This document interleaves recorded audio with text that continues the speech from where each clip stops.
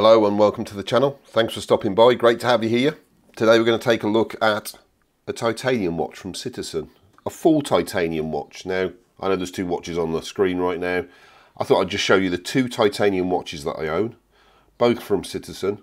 So this is the BM7430, and this one I believe is the BM7450. Now I've had several comments when I did the unboxings for these about these watches. Today we're going to take a look at this particular one, the full titanium one. I know Mason is very interested in getting this watch, so I hope this review helps you. You won't be disappointed, trust me. But this is the other one that I've got, and I know a few people are waiting for that review. That review will be out in a few days' time, so let's move that one out of the way. Now the reason I showed them both is I did wonder how many people own titanium watches. There seem to be more and more of them around, and the price doesn't seem bad compared with normal sort of stainless steel watches. And there's lots of positives about having a titanium watch. A couple I think might be a negative, but anyway, this is the BM7430-89E. This is the black version, as we can see, and I have seen this in a blue version as well, which I'll pop on the screen. Now I got this from Amazon UK. I'll put links in the description. You can get this below £200. It does vary. I've seen it as low as 160. So what's that? $180 is it? It's a really nice watch. Eco Drive, because I'm an Eco Drive fanboy. If you followed the channel for a while, you'll know that. But let's take a look at what we get for our money. Now, dimensions wise, this is listed as a 43mm watch, but when I measured it, I struggled to get 43 on any part of the diameter of the watch. I actually get it to just over 42. Whether they've rounded it up, I don't know. However, if you go from the side of the watch across to the crown, you're looking at 46.3. So it is a slightly larger watch than some people would normally have, especially if you've got a smaller wrist. Now, lug to lug, if we did a standard lug to lug, it'd be 44.7, but this has a male end link, as we can see. So if you take that into account, that actually pushes it out to 50.3. Now, that end link isn't articulated, so that will just hang off, the bracelet will hang off that end link, and therefore if you've got a smaller wrist, you could get a gap. So just bear that in mind. So if you've got a smaller wrist, say about 6 inches, this might sit proud of your wrist just a little bit. Strap width is 26mm when it meets the lugs. You're not really going to swap this one out, to be quite honest. Thickness, 10mm, so it's really slim. Nice slim watch, not a cuff catcher at all. Now weight wise, again, they listed this as 100 grams.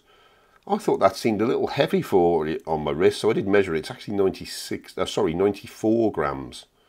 So it is really light. Again, that is one of the bonuses of titanium, but possibly also one of its downfalls.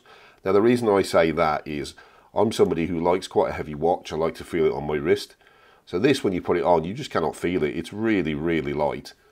Now that might be a benefit to some people and think that's great because that's how they like their watches. So if that is the case, I definitely recommend a titanium watch. If you like something heavier, you might find this feels a little light on the wrist.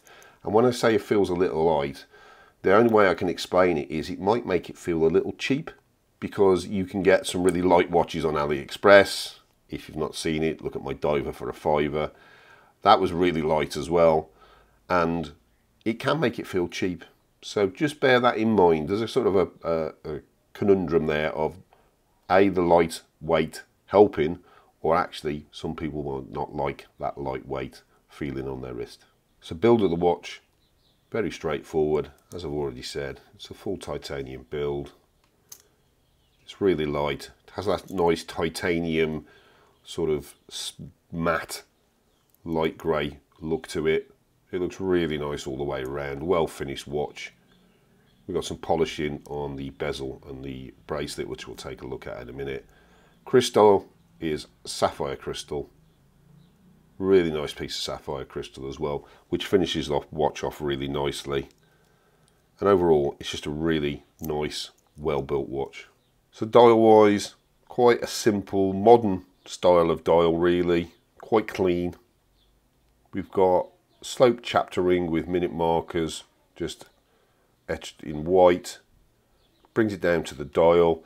Now in the dial you're going to see a couple of different patterns. You're going to see a circular pattern on the outer diameter of the dial with the applied indices over the top of that, and then in the center of the dial you've got that sort of chainmail looking pattern. That's obviously the Eco Drive cell.